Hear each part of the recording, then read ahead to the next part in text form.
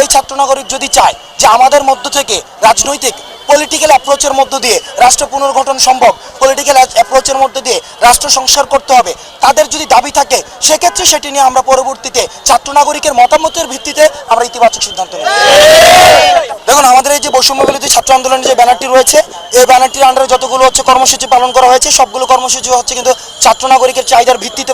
দেওয়া হয়েছে। আমরা দেখেছি আমাদের যে বাংলা ব্লকেট কার্যক্রম, শাটডাউন কার্যক্রম, আমরা দেখেছি যে রিমেম্বারিং দ্য হিরোজ কার্যক্রম, মার্চ ফর জাস্টিস কার্যক্রম, যত ধরনের কার্যক্রম, পরবর্তীতে আমাদের 1 পয়েন্ট মুভমেন্ট, স্বৈরাচার পতনের যে আন্দোলন, সেটি কিন্তু দেখা গিয়েছে কি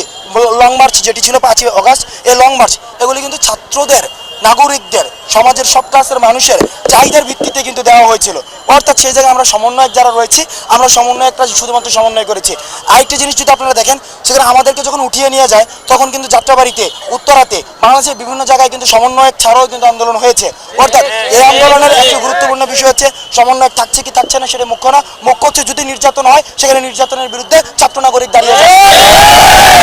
এই ছাত্র নাগরিক যদি চায় যে আমাদের মধ্য থেকে রাজনৈতিক পলিটিক্যাল অ্যাপ্রোচের মধ্য দিয়ে রাষ্ট্র পুনর্গঠন সম্ভব, পলিটিক্যাল অ্যাপ্রোচের মধ্য দিয়ে রাষ্ট্র সংস্কার করতে হবে, তাদের যদি দাবি থাকে সেক্ষেত্রে সেটি নিয়ে আমরা পরবর্তীতে ছাত্র নাগরিকের মতামতের ভিত্তিতে আমরা ইতিবাচক সিদ্ধান্ত নেব।